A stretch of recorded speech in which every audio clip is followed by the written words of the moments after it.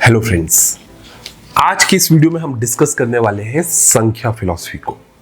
ये philosophical school इसलिए भी इंपॉर्टेंट है क्योंकि हर साल इससे कम से कम एक क्वेश्चन यूपीएससी में जरूर आता है, तो ये आपके लिए इजी 20 मार्क्स हो सकते हैं। इससे पहले कि हम टॉपिक को स्टार्ट करें, मैंने पिछले 10-12 सालों में जो क्वेश्चंस पूछे गए हैं संख्या से, उनकी लिस्ट बनाई है। और अगर आप इन क्वेश्चंस का आंसर कंफर्टेबली दे पाते हो तो आपको इस वीडियो को देखने की कोई जरूरत नहीं। लेकिन अगर आपको थोड़ी भी डिफिकल्टी होती है तो इस वीडियो को देखिए और आई एम श्योर कि वीडियो देखने के बाद आप उन सारे क्वेश्चंस का आंसर बड़े ही आराम से दे पाओगे। तो ये रहे संख्या के पिछले 10-12 सालों में पूछे गए, यूपीएससी में पूछे गए क्वेश्चंस।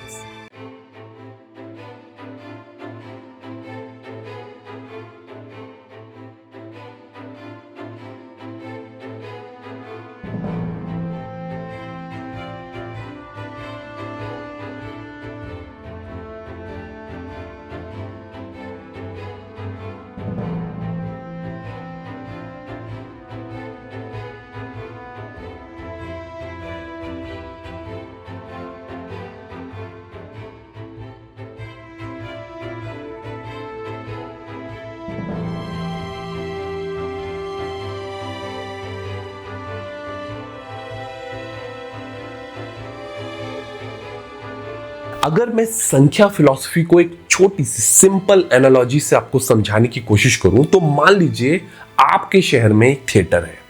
अभी उस थिएटर में कोई मूवी चल रही है और आप और बहुत सारे और लोग उस मूवी को देखने के लिए जाते हैं। कभी कभी क्या होता है कि आप मूवी में इतना डूब जाते हो कि आप भूल जाते हो कि आप मूवी देख रहे हो। आप मूवी के कैरेक्टर्स के साथ हंसते हो, रोते हो। अगर वो प्यार में पड़ रहे हैं तो आपको लगता है कि आपको ही प्यार हो गया। अगर आप कोई हॉरर मूवी देखते हो तो आप ऐसा फील करते हो कि सारी चीजें आप ही के साथ हो रही हैं। जब मूवी का जो मेन कैरेक्टर है डरता है तो आप भी डर जाते हो। अगर वो रोता है तो आप भी रोने लगते हो। पॉइंट ये है कि आप भूल जाते हो कि मूवी और आप दो अलग अलग एंटिटीज हैं। आपको लगता है कि आप उस मूवी के पार्ट हो या आप उस मूवी में कैरेक्टर प्ले कर रहे हो। संख्या फिलॉसफी भी यही है। जो मूवी है वो प्रकृति है और जो ऑडियंसेस यहां बैठी हैं, आप इंक्लूडिंग आप, वो सारे पुरुषर्स हैं।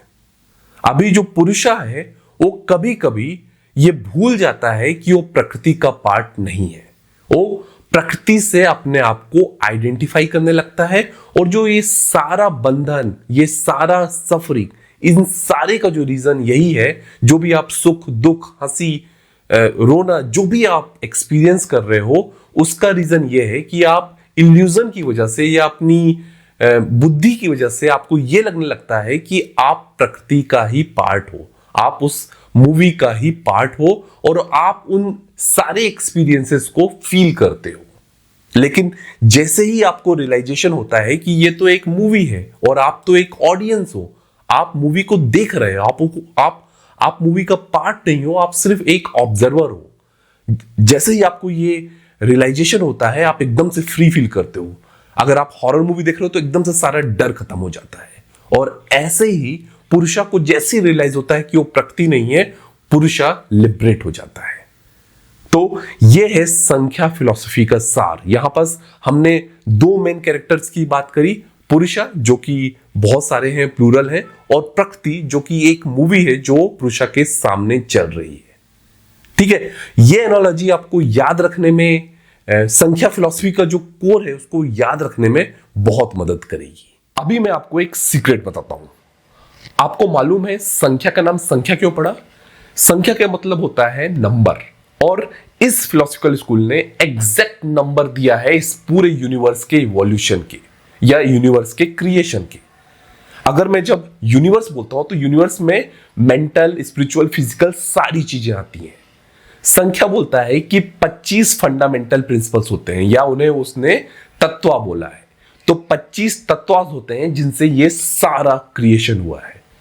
अभी आप ये समझ सकते हैं कि किसी ने अगर एग्जैक्ट नंबर बता दिया तो फिलॉसफिकल स्कूल कितना लॉजिकल होगा। तो उस सेंस में जो संख्या फिलॉसफिकल स्कूल है बहुत लॉजिकल है और बहुत एक्यूरेसी की बात करता है। तो अगर मैं एक सिंगल लाइन में, सिंगल स्टेटमेंट में बोलूं तो संख्या सिस्टम ड्यूलिस्टिक, रियलिस्टिक और एथिस्टिक सिस्टम है। ड्यूलिस्टिक क्योंकि रियलिटी प्रकृति और पुरुषा है, रियलिस्टिक इसलिए क्योंकि मैटर रियल है, फिजिकल वर्ल्ड रियल है, और एथिस्टिक बिकॉज इस सिस्टम ने एग्जिस्टेंस ऑफ गॉड को रिजेक्ट किया है। Okay, let's move on to discuss the next topic, the theory of causation, और संख्या का इस पर क्या टेक है। थ्योरी ऑफ कॉजेशन या कार्य कारण का जो थ्योरी है उसमें दो ब्रांचेस हैं, सत्कार्यवाद और असत्कार्यवाद।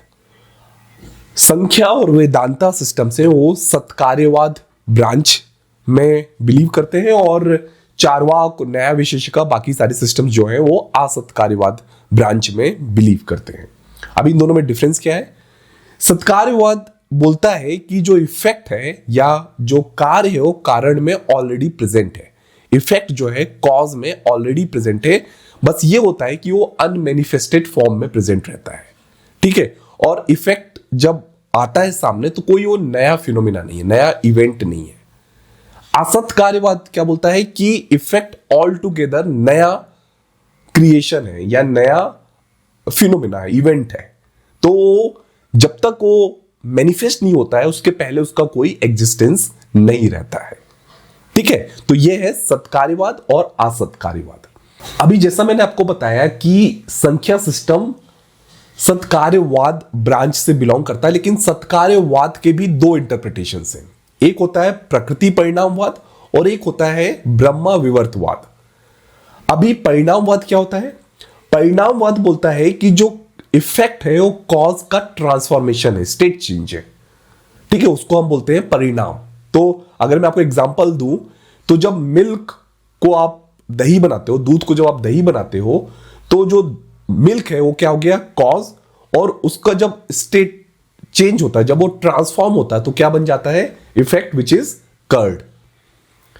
ठीक है, तो जो इफेक्ट है वो कुछ नहीं है, it is nothing but the cause in A transformed state.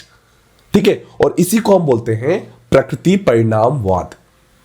जो ब्रह्मा विवर्तवाद है वो क्या बोलता है? वो ये बोलता है कि जो इफेक्ट है वो कॉज का डिस्टॉर्टेड फॉर्म है, और जो अल्टीमेट कॉज है वो ब्रह्मा है, और इस वर्ल्ड में जितने भी हमको इफेक्ट्स दिख रहे हैं वो ब्रह्मा के डिस्टॉर्टेड अपीयरेंसेस हैं। ठीक है, तो ये दो हो गए आपका परिणामवाद और ब्रह्मा विवर्तवाद। दिस गोज विदाउट सेइंग कि संख्या सिस्टम प्रकृति परिणामवाद को फॉलो करता है और आर्ग्यू करता है कि ये पूरे यूनिवर्स का जो क्रिएशन हुआ है या इवोल्यूशन हुआ है वो प्रकृति के ट्रांसफॉर्मेशन की वजह से हुआ है। प्रकृति जब ट्रांसफॉर्म हुई तो ये सारा क्रिएशन हुआ, और प्रकृति अल्टीमेट मटेरियल कॉज है इस पूरे क्रिएशन का। संख्या सिस्टम बिलीव करता है कि इस वर्ल्ड का जो भी इवोल्यूशन, फंक्शनिंग, डिस्ट्रक्शन, क्रिएशन जो भी हो रहा है, it's because of two independent, ultimate और एटर्नल प्रिंसिपल्स की वजह से हो रहा है, प्रकृति and Purusha. Prakriti being the material cause, ultimate material cause of this whole evolution, उसको हम बोलते हैं प्रधाना। ठीक है, क्योंकि वो जो है वो अल्टीमेट कॉज है इस इवोल्यूशन का। प्रकृति जब अनमैनिफेस्टेड फॉर्म में रहती है तो उसको बोलते हैं अव्यक्ता। ठीक है, अपने अनमैनिफेस्टेड फॉर्म में प्रकृति क्या बोलना चाहिए? इम्परसेप्टिबल रहती है, उसको आप परसीव नहीं कर सकते। प्रकृति का जो परसेप्शन होता है या प्रकृति can be inferred only through its products. तो जब प्रकृति अपने अनमैनिफेस्टेड फॉर्म से ट्रांसफॉर्मेशन के थ्रू मैनिफेस्ट होती है, थ्रू दीज वर्ल्डली ऑब्जेक्ट्स, तभी उसका परसेप्शन किया जा सकता है। संख्या सिस्टम आर्ग्यू करता है कि पुरुषा इस वर्ल्डली ऑब्जेक्ट्स का या इस यूनिवर्स के क्रिएशन का, मतलब मैं मटेरियल कॉज की बात कर रहा हूं, obviously functioning of of this universe पुरुषा इज रिक्वायर्ड, बट इसका जो मटेरियल कॉज है वो पुरुषा नहीं है, और उसका एक रीजन है, प्रकृति है। प्रकृति को ही उसने प्रधाना बोला है, पुरुषा को इस क्रिएशन में उसका कोई रोल नहीं है, और उसका रीजन उसने ये दिया। संख्या फिलॉसफी ये आर्ग्यू करती है कि जो ये वर्ल्डली ऑब्जेक्ट्स हैं या जो फिजिकल यूनिवर्स, फिजिकल वर्ल्ड जो हम देखते हैं, ये अनइंटेलिजेंट ऑब्जेक्ट्स से मिलकर बना है, राइट। और Purusha being the intelligent conscious principle, ये अपने आप को it can not transform into something unintelligent. ठीक है, और यही रीजन उन्होंने दिया कि पुरुषा इस क्रिएशन का पार्ट नहीं है, ये मटेरियल कॉज नहीं है, और जो प्रकृति है वही अकेला, उसी को हम प्रधाना बोल सकते हैं, या वही अकेला अल्टीमेट मटेरियल कॉज है फॉर दिस क्रिएशन। और प्रकृति को उन्होंने अनकॉज्ड कॉज बोला, अल्टीमेट अनकॉज्ड कॉज बोला। उसका मतलब है कि प्रकृति का कोई प्रारंभ नहीं है, आरंभ नहीं है, और प्रकृति का कोई अंत नहीं। It can not be created and it can not be destroyed. जो प्रकृति है वो अपने मैनिफेस्टेड फॉर्म से अनमैनिफेस्टेड फॉर्म में जा सकती है। जब हम बात करते हैं प्रलय की, या फिर अगर ये वर्ल्ड पूरा खत्म हो गया, यूनिवर्स पूरा खत्म हो गया, तो ज्यादा से ज्यादा क्या होगा कि प्रकृति अपने मैनिफेस्टेड फॉर्म से अनमैनिफेस्टेड फॉर्म में वापस चली जाएगी, अव्यक्तता में, स्टेट ऑफ अव्यक्तता में।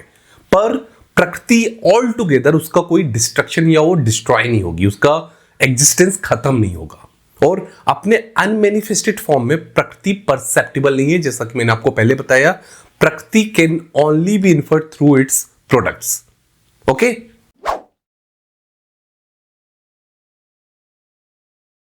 प्रकृति जो है वो 3 गुना से मिलकर बनी होती है, और ये तीनों गुना जब प्रकृति अनमैनिफेस्टेड फॉर्म में रहती है, अव्यक्ता स्टेट में रहती है, तो ये तीनों गुना इक्विलिब्रियम के स्टेट में रहते हैं। गुनास कौन कौन से हैं? सत्व, रजस, तमस। अभी इन तीनों गुनास को आप प्रकृति की क्वालिटीज मत समझिए या एट्रीब्यूट्स मत समझिए। ये प्रकृति के अगर आप बोलो तो 3 एस्पेक्ट्स हैं। ठीक है, और ये तीनों गुना एक दूसरे से इनसेपरेबल हैं, पर ये प्रकृति का पार्ट भी नहीं है। आप ये मत सोचिए कि ये तीनों से मिलकर प्रकृति बनी है, क्योंकि प्रकृति जो है वो पार्टलेस है, वो इनडिविजिबल है। तो अगर आपको समझना है, तो अगर प्रकृति एक रस्सी है, तो उस रस्सी के जो धागे हैं या स्ट्रैंड्स हैं, वो ये गुनाज है, और ये जो गुनाज है ये इंटरवाइंड है, एक दूसरे से लपटे हुए हैं, जिससे ये प्रकृति बन रही है। लेकिन इन गुनाज का प्रकृति के अलावा कहीं और एग्जिस्टेंस नहीं है, और प्रकृति का इन गुनाज के बिना कोई। जब प्रकृति पुरुषा के करीब आती है, तो ये जो इक्विलिब्रियम है गुनाज का, वो चेंज होता है, और उसी से ये इवोल्यूशन होता है। कहने का मतलब ये है कि इस वर्ल्ड में जितनी भी चीजें हैं, चाहे वो living being, non living beings, उन सारों में ये 3 गुनास प्रेजेंट रहते हैं। हो सकता है कि अलग अलग प्रोपोर्शन में हो, लेकिन सभी में ये 3 गुनास प्रेजेंट रहते हैं। अगर मैं सात्विक की बात करूं, तो सात्विक का मतलब होता है सत्य और वास्तविकता, तो ट्रूथ, क्रिएटिविटी, रियलिटी। ठीक है, ये एक पॉजिटिव गुण है, और यह जो गुण होता है वो संतुलन या बैलेंस, शांति, प्योरिटी, पवित्रता और सकारात्मक या पॉजिटिविटी का प्रतीक है। यह गुण हर चीज में, जिसमें भी यह गुण डोमिनेंस में होगा या ज्यादा डिग्री में होगा, उसमें क्रिएटिविटी, पीस लेकर आता है। यह गुण मन और आत्मा को हल्का रखता है, उसको इनलाइटन करता है, और इस गुण के कारण हम खुशी महसूस करते हैं, हम सेटिस्फैक्शन महसूस करते हैं, हम पीस महसूस करते हैं, और हम हैप्पीनेस को महसूस करते हैं, हैप्पीनेस या जॉय को महसूस करते हैं।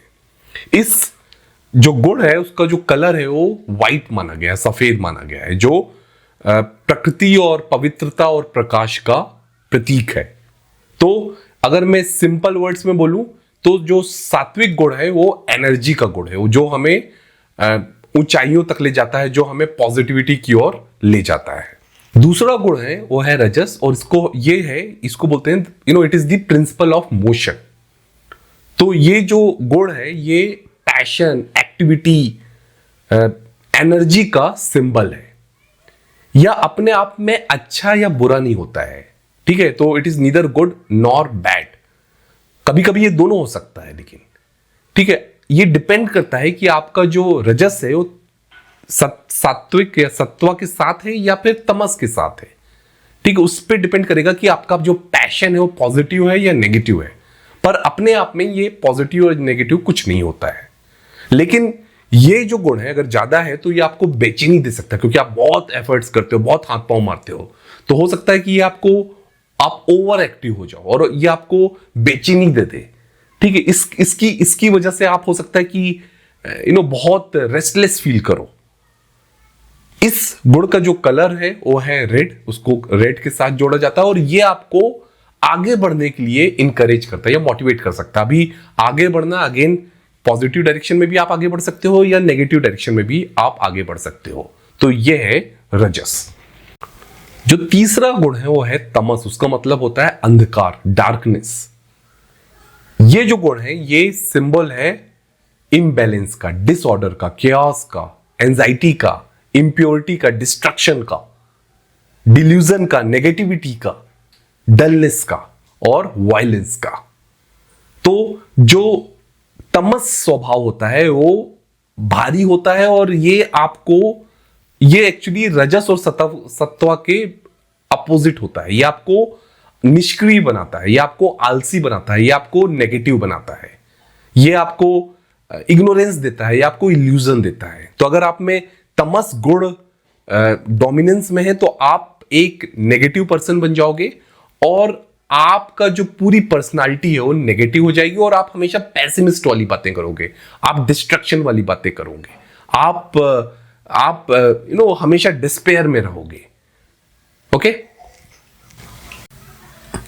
अभी दो कीवर्ड्स आप याद रखिएगा। जब ये तीनों गुण इक्विलिब्रियम में रहते हैं तो उस अवस्था को हम बोलते हैं, उस स्टेट को हम बोलते हैं सम्य अवस्था।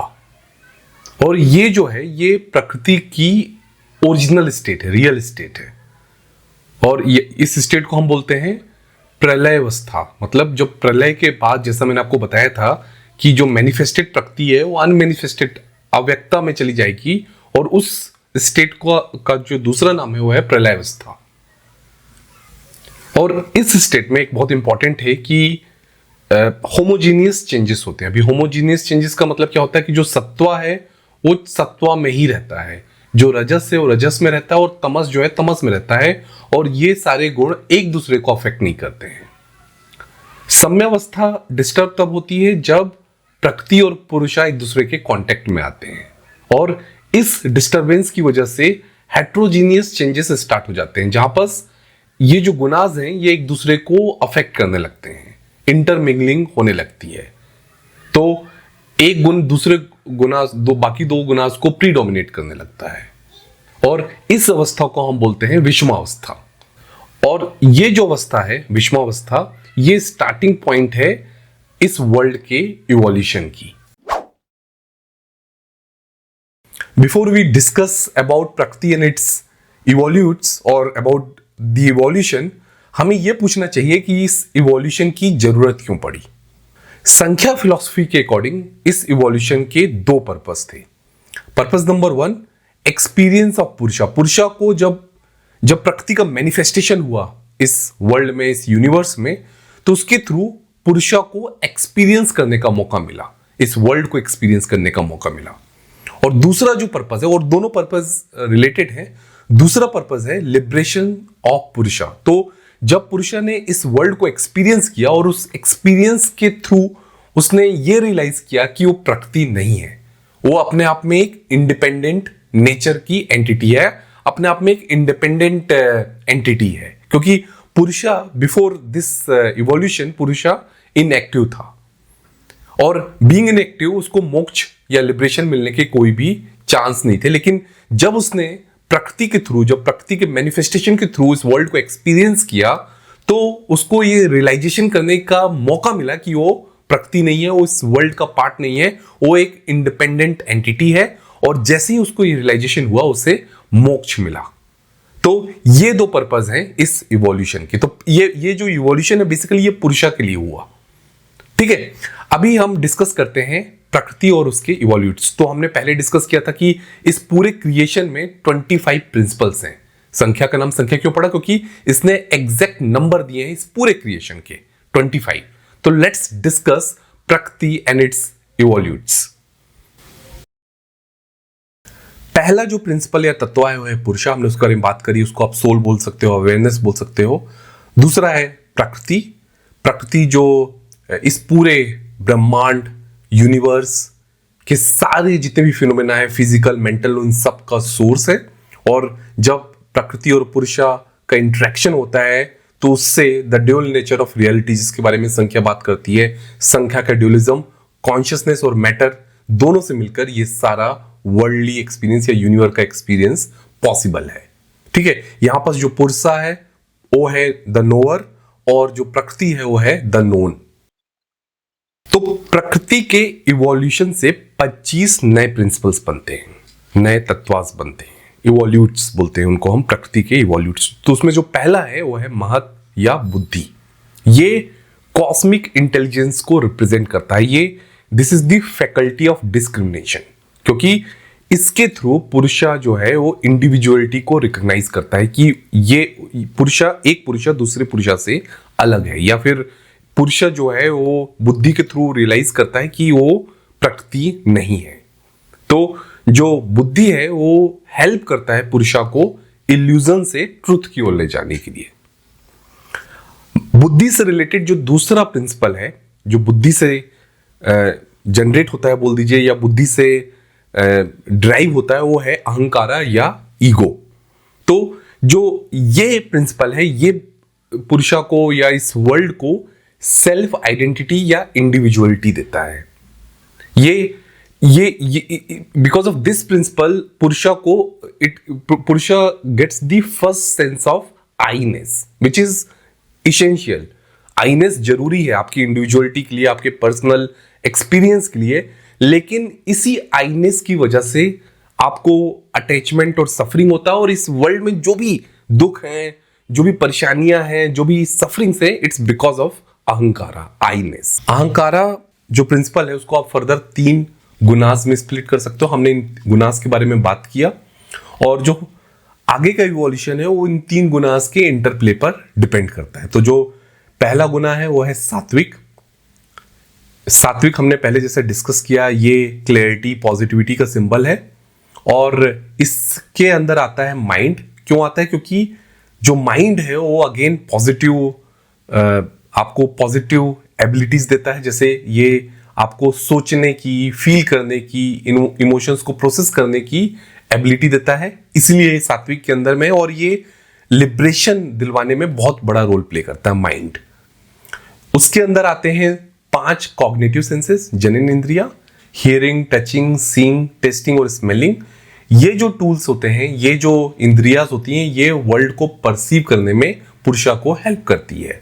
और 5 एक्टिव इंस्ट्रूमेंट्स या कर्म इंद्रियां, स्पीकिंग, होल्डिंग, मूविंग, प्रोक्रिएटिंग और एलिमिनेटिंग, ये जो 5 इंद्रियाज हैं, ये पुरुषा को इस वर्ल्ड में एक्ट करने के लिए हेल्प करते हैं। इसके बाद जो अगला गुण है या प्रिंसिपल है वो है राजसिक। इसको हम एनर्जी, एक्शन, एक्टिविटी से एसोसिएट कर सकते हैं। ये चीजों को मोशन में लाने के लिए रिस्पॉन्सिबल है। कई बार वर्ड सही नहीं मिलते हैं, बट रिस्पॉन्सिबल है बोल सकते हैं।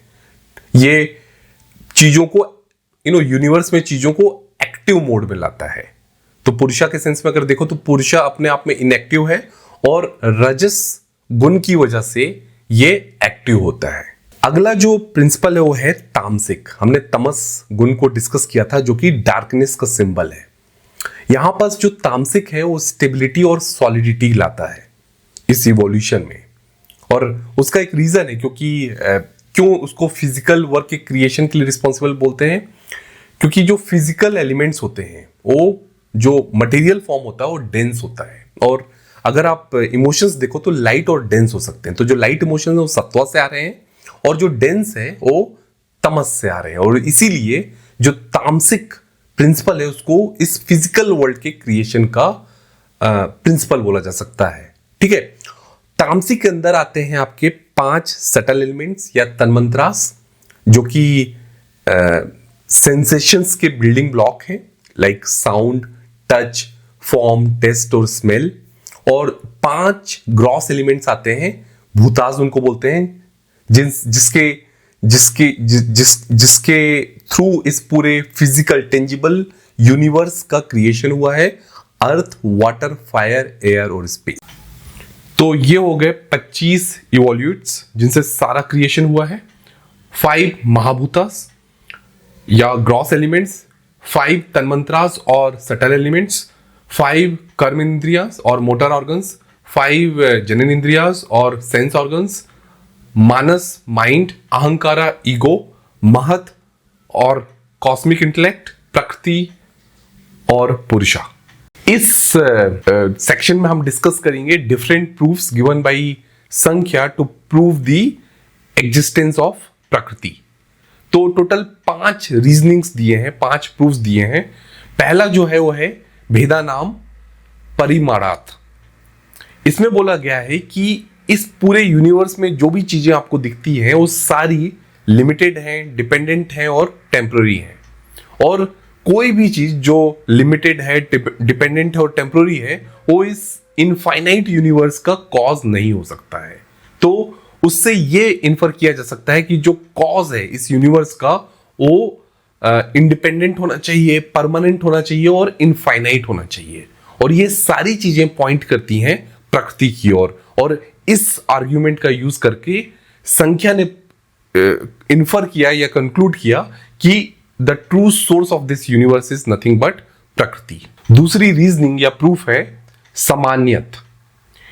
अगर आप देखोगे कि इस वर्ल्ड की जितनी भी चीजें हैं वो कुछ कॉमन कैरेक्टरिस्टिक्स को पोजेस करती हैं। जैसे सारी चीजें they all are capable of producing pleasure, pain और इंडिफरेंस। तो तीनों में से एक चीज सारी चीजें करती हैं। उसका मतलब है कि सारों का जो कॉज है वो कॉमन होना चाहिए, सारों का जो सोर्स है वो कॉमन होना चाहिए, जो that should be composed of 3 गुनास from which all worldly objects arise. ठीक है। और वो जो 3 गुनाज हैं जिनके बारे में हमने बात करी, सत्व, तमस और रजस, ये सारे गुना प्रकृति के ही 3 डिफरेंट एस्पेक्ट्स हैं। तो इससे प्रूव होता है कि जो प्रकृति है वो इस पूरे क्रिएशन का कॉज है। अगला जो रीजनिंग है वो है कार्यत्व प्रवृत्ति। ये सिंपल है। ये बोलता है कि इस दुनिया में, इस यूनिवर्स में जो भी एक्टिविटी, जो भी चीजें हैं, उन सब के पीछे कुछ ना कुछ कॉज है। कोई भी चीज अनकॉज नहीं है। और ये जो इवोल्यूशन हुआ है जिसकी वजह से ये पूरा क्रिएशन हुआ है, उसका भी कुछ ना कुछ कॉज होना चाहिए। और वो कॉज कुछ और नहीं बल्कि प्रकृति है। अगला जो है वो है कारण कार्य विभागत। इसका मतलब यह होता है कि जो कॉज होता है और जो इफेक्ट होता है वो अलग अलग हो सकते हैं। फॉर एग्जाम्पल, जब आप एक ट्री को देखते हो जो कि इफेक्ट है, उसका जो कॉज है वो टोटली डिफरेंट है। सीड, बीज, वो टोटली डिफरेंट है। तो though they are connected but they are not the same. उसी तरह जो ये वर्ल्ड है, तो अल्टीमेटली सीड जो है उसमें पोटेंशियलिटी है ट्री की, लेकिन उस पोटेंशियलिटी को उसमें डाला किसने, कहां, उसका भी कुछ ना कुछ कॉज होगा। राइट। पॉइंट ये है कि अगर हम बोलें कि प्रकृति ही इन सारे क्रिएशन, पूरे यूनिवर्स का अल्टीमेट कॉज है, तो आप बोलोगे कि उसने इतने डिफरेंट डिफरेंट इफेक्ट्स कैसे बनाए। तो अल्टीमेट रीजनिंग यहां ये है कि जो इफेक्ट है और कॉज है वो टोटली डिफरेंट हो सकते हैं। जो कॉज है उसमें पोटेंशियलिटी होना चाहिए उस इफेक्ट को क्रिएट करने के लिए, और प्रकृति जो है वो अल्टीमेट कॉज है जिसमें पोटेंशियल है इस पूरे यूनिवर्स के क्रिएशन के लिए। तो ये है कारण कार्य विभागत। और जो लास्ट रीजनिंग है वो है अविभागत वैश्य रूपस्य।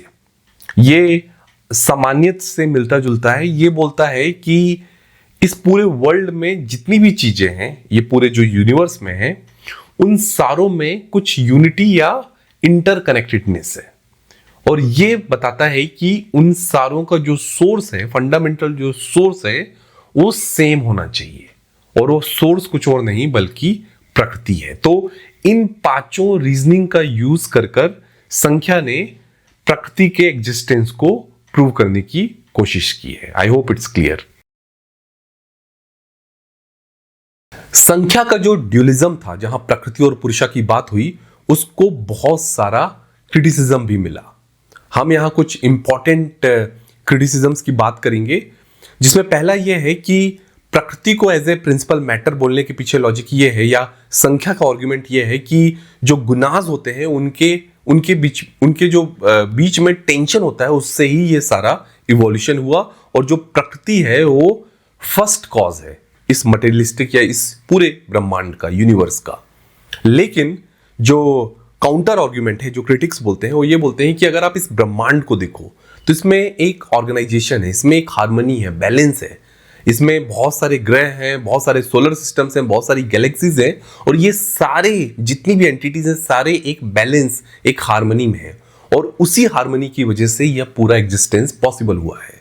लेकिन आप अगर बोलो कि इस हार्मनी, बैलेंस और ऑर्गेनाइजेशन का जो सोर्स है वो टेंशन बिटवीन गुनाज है, तो ये बात थोड़ी सी जमती नहीं है। और इसी आर्ग्यूमेंट के बेस पर, इसी लॉजिक के बेस पर प्रकृति को एज ए प्रिंसिपल मैटर या प्रिंसिपल एलिमेंट मानने को क्रिटिसाइज किया गया है। और जो क्रिटिक्स है वो बोलते हैं कि देयर इज समथिंग बियॉन्ड प्रकृति, जो इस यूनिवर्स का, जो इस पूरे क्रिएशन का कॉज होना चाहिए। दूसरा एक और इंपॉर्टेंट आर्ग्यूमेंट यह है कि अगर आप इस पूरे ब्रह्मांड को देखो तो आपको कहीं ना कहीं कॉस्मिक इंटेलिजेंस दिखता है। अगर आप, मैं छोटा सा एग्जांपल दूं, अगर आप सिर्फ सीजन्स को देखो, हर सीजन एक पर्टिकुलर ऑर्डर में आता है। अगर आप डे और नाइट को देखो तो एक पर्टिकुलर ऑर्डर में ये चल रहा है, पूरा सिस्टम चल रहा है। और अगर प्रकृति को हम बोलते हैं कि प्रकृति अनइंटेलिजेंट है, तो एक अनइंटेलिजेंट एक इंटेलिजेंट सिस्टम कैसे बना सकती है? और इस बेस पे भी प्रकृति को एज ए प्रिंसिपल मैटर या प्रिंसिपल एलिमेंट मानने को लेकर क्रिटिसिज्म हुआ। एक और जो क्रिटिसिज्म जो मिला कि अगर प्रकृति जो है वो इस पूरे क्रिएशन का सोर्स है और पुरुषा जो है सिर्फ यहां एक ऑब्जर्वर है, तो जो पुरुषा सफर कर रहा है उसका रीजन क्या है? पुरुषा इस पूरे, अगर प्रकृति ने सारा क्रिएशन किया है तो जो कर्माज है वो प्रकृति के ऊपर होना चाहिए, वो पुरुषा के ऊपर नहीं होना चाहिए। लेकिन अगर आप इस अगर आप आगे जाके देखो तो पुरुषा जो होता है वो अपने कर्मा का फल भुगतता है। पुरुषा रोता है, पुरुषा हंसता है, और पुरुषा को ही लिबरेशन चाहिए। तो जो ये प्रकृति का पूरा क्रिएशन है उसमें पुरुषा को क्यों सफर करना पड़ता है? ये भी एक आर्गुमेंट है जो काफी वैलिड है। तो ये सारे जो थे इंपॉर्टेंट क्रिटिसिज्म्स हैं, और भी बहुत सारी क्रिटिसिज्म है, लेकिन पॉइंट ये है कि प्रकृति एज ए प्रिंसिपल एलिमेंट को क्रिटिसिज्म मिला। और इसके साथ ही प्रकृति का पार्ट यहां खत्म होता है। अगले पार्ट में हम डिस्कस करते हैं पुरुषा। पुरुषा के बारे में हम बहुत डिस्कशन कर चुके हैं। अगर आपको याद होगा, मैंने वो जो थिएटर वाली एनालॉजी दी, क्योंकि जो अगर आप एक थिएटर में हो तो जो प्रकृति है वो एक मूवी है और पुरुषा ऑडियंस है। पुरुषा उस मूवी का पार्ट नहीं है, पुरुषा जो है वो ऑब्जर्वर है। पुरुषा, अगर मैं एक सिंपल लाइन में बोलूं जिससे अगर क्रक्स निकल जाए, तो पुरुषा प्योर कॉन्शियसनेस है, कॉन्शियसनेस उसका एसेंस है। पुरुषा सब्जेक्ट है, अल्टीमेट सब्जेक्ट है, वो नोअर है, वो नोन नहीं हो सकता, वो ऑब्जेक्ट ऑफ नॉलेज नहीं हो सकता। ऑब्जेक्ट ऑफ नॉलेज क्या है? ये प्रकृति और प्रकृति के इवोल्यूट्स। पुरुषा सिर्फ और सिर्फ इस प्रकृति के इवोल्यूट्स को ऑब्जर्व करने के लिए आया है। लेकिन प्रॉब्लम ये होती है कि पुरुषा अपने आप को बुद्धि समझने लगता है। बुद्धि जो कि एक प्रकृति का इवोल्यूट्स है, पुरुषा अपने आप को उस बुद्धि से आइडेंटिफाई करने लगता है और उसमें वो अहंकारा, ईगो, आईनेस आ जाता है। लिबरेशन तब मिलता है जब पुरुषा को रियलाइज होता है कि वो प्रकृति या प्रकृति के इवोल्यूट्स नहीं है। जब उसे पता चलता है कि ये पूरा जो वर्ल्ड है ये एक मूवी है और वो तो सिर्फ एक ऑडियंस या ऑब्जर्वर है, तो अचानक वो मूवी में होने वाली सारी चीजों से फ्री हो जाता है। इस स्टेट को जहां वो लिबरेट हो जाता है, जहां वो मुक्त हो जाता है, उसे बोलते हैं नेस्त्रे गुण या त्रिगुणातीत। अब आगे हम देखते हैं पुरुषा के एग्जिस्टेंस के प्रूफ्स। संख्या फिलॉसफी ने पुरुषा के एग्जिस्टेंस के लिए 5 आर्ग्यूमेंट्स दिए हैं। क्लासिक संख्या फिलॉसफी के अकॉर्डिंग 5 आर्ग्यूमेंट्स है। नंबर 1, केवल्या। केवल्या बोलता है कि there is a clear distinction between the knower and the known. अगर आप इस वर्ल्ड में देखोगे, अपने फिजिकल सराउंडिंग्स में देखोगे, फिजिकल यूनिवर्स में देखोगे, तो आप देखते हो कि चीजें कॉन्स्टेंटली चेंज हो रही हैं। They are at the continuous transformation, state of continuous transformation. अभी ये हम कैसे कंक्लूड कर सकते हैं कि वो चेंज हो रही हैं? क्योंकि कोई ना कोई एक ऑब्जर्वर होगा जो देखेगा कि चीजें पहला स्टेट और बाद का स्टेट दोनों अलग अलग हैं। आपकी बॉडी चेंज हो रही है, लेकिन कैसे हम ऑब्जर्व कर रहे हैं कि बॉडी चेंज हो रही है? क्योंकि कॉन्शियसनेस जो है वो स्टैटिक है और वो देख रही है कि कैसे चीजें चेंज हो रही है।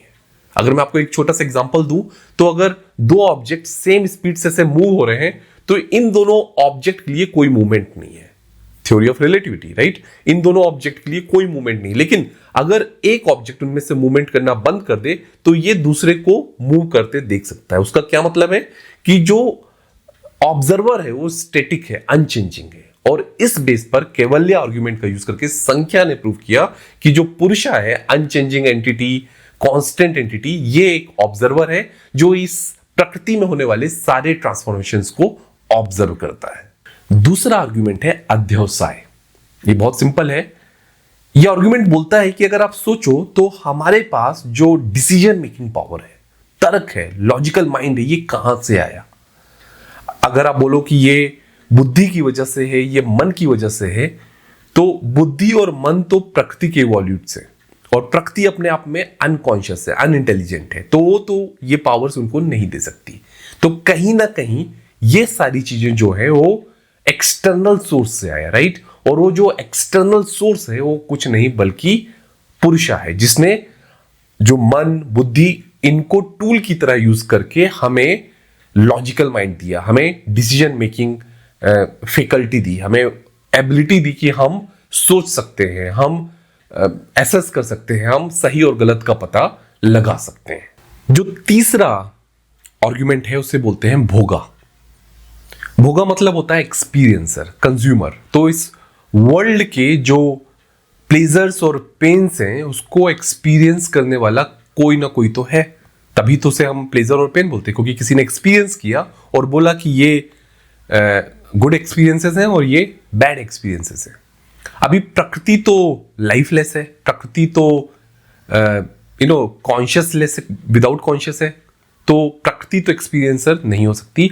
तो ये स्टेटमेंट प्रूव करता है कि पुरुषा जो है वो एक्सपीरियंसर है, वो भोग करता है इस वर्ल्ड में जो भी प्लेजर्स और पेन्स हैं उन सारों को, और उसी से उसका एग्जिस्टेंस प्रूव होता है। चौथा जो आर्गुमेंट है वो है अनुमान।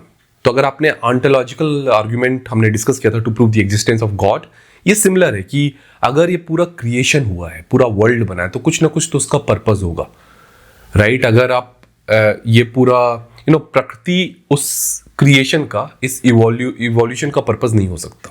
प्रकृति क्यों करेगा ये इवोल्यूशन? तो कहीं ना कहीं अगर थीम पार्क बना है तो उसके कस्टमर्स भी होंगे। अगर आपने एक शॉप खोली तो कोई ना कोई तो सामान खरीदने आएगा। शॉपकीपर के लिए नहीं होता है, शॉप जो होती है कंज्यूमर्स के लिए होता है, कस्टमर्स के लिए होता है। वैसे ही ये जो वर्ल्ड है उसका जो एंड पर्पस है वो है कि कोई इस वर्ल्ड में आके उसको एक्सपीरियंस करे, और इसी आर्गुमेंट से पुरुषा का एग्जिस्टेंस प्रूव होता है। जो लास्ट है पांचवा, अर्थवत्ता, वो भी कहीं ना कहीं मीनिंग की ही बात कर रहा है, वो भी कहीं ना कहीं अनुमान ही लगा रहा है। सेम ही है, दोनों आर्गुमेंट ऑलमोस्ट सेम है कि अगर ये पूरा क्रिएशन हुआ है तो उसका कुछ ना कुछ तो मीनिंग होगा। अर्थ मतलब होता है मीनिंग। तो अगर आपने ये सारा वर्ल्ड बनाया है तो कोई ना कोई तो इंजॉयर होगा, उस वर्ल्ड का एक्सपीरियंसर होगा। तो कहीं ना कहीं ये पांचों आर्गुमेंट्स रिलेटेड हैं, बट उनका नाम अलग अलग है। मैं ज्यादा डिटेल में नहीं जाऊंगा। ये है 5 arguments to prove the existence of Purusha. This is the last section of this series, Sankhya series, and here we are going to discuss issues with Sankhya's dualism. जो पहला क्रिटिसिज्म है वो बहुत सिंपल और बहुत जेन्युइन है। आप भी सोचोगे कि पुरुषा का जो इनिशियल स्टेट संख्या ने बोला वो क्या था? Independent, inactive, indifferent. और जब वो प्रकृति के कांटेक्ट में आता है और इवोल्यूशन होता है, उस इवोल्यूशन का जो पर्पस है वो है लिबरेशन। लेकिन अगर आप लिबरेशन की डेफिनेशन, लिबरेशन का मतलब क्या होता है, तो उसका मतलब ही यही होता है कि आप you feel indifferent, independent, inactive, like you are not actively involve with something. तो संख्या के हिसाब से पुरुषा अगर पहले इस स्टेट में था तो उसे लिबरेशन की जरूरत ही क्यों पड़ी? वो already kind of liberated state में था। तो ये पूरा जो इवोल्यूशन, इसका पर्पस लॉस्ट हो जाता है। जो दूसरा क्रिटिसिज्म है वो ये है कि अगर प्रकृति और पुरुषा दोनों इंडिपेंडेंट हैं एक दूसरे से, दोनों का एक दूसरे से कोई रिलेशन नहीं, क्योंकि ड्यूलिज्म का मतलब है दो सेपरेट इंडिपेंडेंट एंटिटीज, तो प्रकृति को पुरुषा को लिबरेट कराने से क्या फायदा? क्योंकि वो जो प्रकृति होती है उसका जो इवोल्यूशन होता है वो पुरुषों को लिबरेट करवाने। लेकिन अगर दोनों का एक दूसरे से कोई रिलेशन नहीं है, दोनों इंडिपेंडेंट हैं, तो फिर प्रकृति को क्या मिलेगा पुरुषों को लिबरेट कराने से? ये भी एक बहुत बड़ा क्वेश्चन है जिसका आंसर संख्या ने नहीं दिया। और जो तीसरा, ये भी एक इंपॉर्टेंट क्रिटिसिज्म है कि मान लो लिबरेशन कराने का उसका कोई पर्पस था भी, तो प्रकृति का एक बार जो सारे पुरुष हैं, क्योंकि पुरुषा की यहां प्लूरलिटी की बात हुई है, तो एक बार जब सारे पुरुषा लिबरेट हो गए तो उसके बाद प्रकृति का क्या काम? उसके बाद प्रकृति का एग्जिस्टेंस का क्या होगा, कि वो एग्जिस्ट करेगा कि नहीं करेगा? उसके बारे में संख्या ने कुछ भी आंसर नहीं दिया है। और ये सारे जो क्रिटिसिज्म्स हैं या इश्यूज हैं, ये संख्या सिस्टम के लॉजिकल इन्फ्रेंस का यूज करके ड्यूलिज्म को प्रूव करने को थोड़ा सा वीक करते हैं। और वहीं आता है सिस्टम में, और वहीं आता है पिक्चर में वेदांता, जो प्रकृति को इल्यूजन बोलता है, ब्रह्मा या पुरुषा को अल्टीमेट रियलिटी बोलता है, और बोलता है कि ब्रह्मा सिंगुलर है। संख्या ने क्या बोला कि there is a plurality of purushas. Vedanta बोलता है कि there is only one ultimate Brahma which is the ultimate reality. और इसके साथ ही मैं संख्या फिलॉसफी को यहां खत्म करता हूं। Thank you so much for watching this video and I will see you soon. Thank you.